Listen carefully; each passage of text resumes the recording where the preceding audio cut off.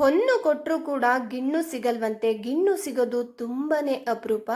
ಸಿಕ್ಕಿದಾಗ ನಾವು ಅದನ್ನು ತಿನ್ನಲೇಬೇಕು, ಅಷ್ಟು ಚೆನ್ನಾಗಿರುತ್ತೆ.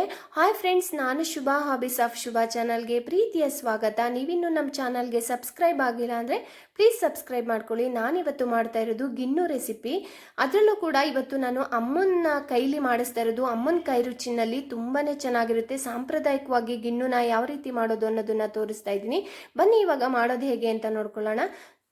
ಒಂದು ಕಪ್ಪಲ್ಲಿ ನಾನಿಲ್ಲಿ ತೋರಿಸ್ತಾ ಇದ್ದೀನಲ್ಲ, ಈ ಕಪ್ಪಲ್ಲಿ 1 ಕಪ್ ಆಗುವಷ್ಟು ಗಿಣ್ಣು ಹಾಲು ಅಂತ ಬರುತ್ತೆ. ಹಸು ಕರು ಹಾಕಿದ ಮೊದಲನೇ ದಿನ ಕರೀತಾರಲ್ಲ, ಗೀಬ್ ಹಾಲು ಅಂತ ನಾವು ನಮ್ಮ ಕಡೆ ಹೇಳ್ತೀವಿ. ಆ ಗೀಬ್ ಹಾಲುನ 1 ಕಪ್ ತಗೊಂಡ್ರೆ ಮೇಲ್ ಹಾಲು ಅಂತ ಹೇಳ್ತೀವಿ ನಮ್ಮ ಕಡೆ. ನಮ್ಮಮ್ಮ ಇದನ್ನ ಮೆಜರ್ಮೆಂಟ್ ಸಮೇತ ಅವರು ಎಕ್ಸ್ಪ್ಲೈನ್ ಮಾಡ್ಕೊಂಡು ಹೋಗ್ತಾರೆ. 1 ಕಪ್ ನೀವು ಗೀಬ್ ಹಾಲು ತಗೊಂಡ್ರೆ 3 ಕಪ್ ಆಗುವಷ್ಟು ನಾವಿಲ್ಲಿ ಮೇಲ್ ಹಾಲನ್ನ ಹಾಕೋಬೇಕಾಗುತ್ತೆ. ಮೇಲ್ ಹಾಲು ಅಂತ ಹೇಳಿದ್ರೆ ಕನ್ಫ್ಯೂಷನ್ ಆಗಬೇಡಿ. ಮಾಮೂಲಿ ಹಾಲು ನಾವು ಡೈಲಿ ಏನು ಉಪಯೋಗಿಸ್ತೀವಿ ಅದೇ ಹಾಲು, ಆದರೆ ಸ್ವಲ್ಪ ನೀರು ಹಾಕ್ತಾನೆ ಗಟ್ಟಿಯಾಗಿ ತೆಗೆದಿಟ್ಕೊಳ್ಳಿ. ಹಾಲನ್ನ ಕಾಯಿಸಕ್ಕೆ ಹೋಗಬೇಡಿ. ತಂಬ ಹಾಲು ಇರುತ್ತಲ್ಲ, ತಣ್ಣಗಿರೋ ಹಾಲು, ಅದಕ್ಕೇನೆ ನಾವಿಲ್ಲಿ ಮಿಕ್ಸ್ ಮಾಡಿ ಮಾಡ್ತಾ ಇರೋದು. ಆ ಥರ ಮಾಡೋದ್ರಿಂದ ತುಂಬಾನೇ ರುಚಿಯಾಗಿರುತ್ತೆ. ಈಗ ಬೆಲ್ಲನ ಸೇರಿಸ್ಕೊಳ್ತಾ ಇದ್ದಾರೆ. ಬೆಲ್ಲನ ನೀವು ರುಚಿಗೆ ತಕ್ಕಷ್ಟು ನೋಡಿ ಸೇರಿಸ್ಕೋಬೇಕಾಗುತ್ತೆ. ಬೆಲ್ಲ ಹಾಗೇನೆ ಒಂದು ಅರ್ಧ ಟೀ ಸ್ಪೂನ್ ಆಗುವಷ್ಟು ಏಲಕ್ಕಿ ಪುಡಿನೂ ಕೂಡ ಹಾಕೊಂಡಿದ್ದಾರೆ.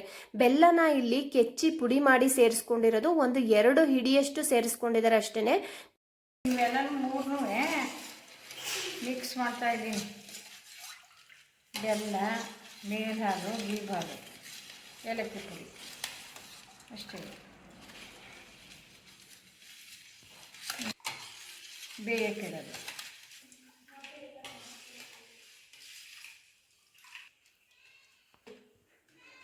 ಬೆಲ್ಲ ಕಡಿಮಿಲ್ಲ ಅಂದರೆ ನೆನೆ ಹಾಕೋಬೇಕು. ಅಲ್ಲವ್ರೆ ಕೈಲಿ ಕಿವುಚ್ಕೊಂಡ್ರು ಆಯ್ತದೆ. ಚೆನ್ನಾಗಿ ಕಿವುಚ್ಬಿಟ್ಟು ಎಲ್ಲನೂ ಕ್ಲೀನಾಗಿ ಹಾಲೊಳಗೆ ಬೆರೆಸ್ಬೇಕು. ಮಿಕ್ಸ್ ಮಾಡಬೇಕು. ಚೆನ್ನಾಗಿ ಕಿವುಚ್ಕೊಂಡು ರುಚಿಗೆ, ನಮ್ಮ ರುಚಿಗೆ ಎಷ್ಟು ಬರ್ತದೋ ಅಷ್ಟು ಸೇರಿಸ್ಕೋಬೇಕು.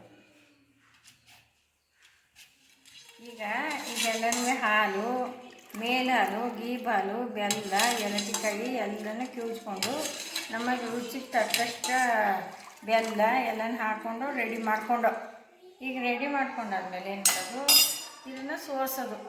ಕಲ್ಲಿರ್ತವೆ ಅಂತ ಬೆಲ್ಲದಲ್ಲಿ ಸೋಸ್ತೋದ್ರೂ ಆಯ್ತದೆ. ಬೆಲ್ಲದಲ್ಲಿ ಕಲ್ಲಿರ್ತಾವಲ್ಲ, ಅದಕ್ಕೆ ಬೆಲ್ಲದಲ್ಲಿ ಕಲ್ಲಿರ್ತಾವಲ್ಲ ಅಂದ್ಬಿಟ್ಟು ಅಡಿಗೆ ಸೋಸ್ಕೊಳ್ಳೋದು. ಹಿಂಗೆ ಇಡ್ಲಿ ಅಂಡೆಗೆ ನೀರು ಹುಡ್ಬಿಟ್ಟು ಬೇಯಕ್ಕಿಡೋದು.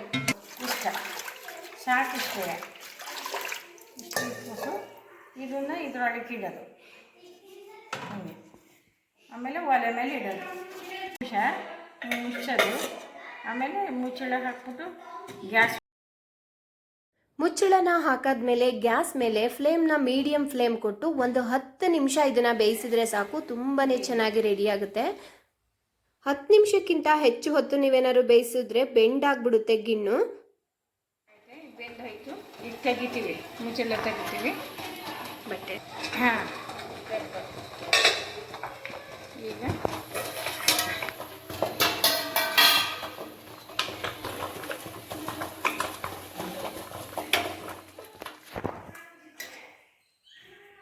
ಇದನ್ನು ಎತ್ಬಿಟ್ಟು ತಣ್ಣೀರಿಗೆ ಇಟ್ಕೋಬೇಕು.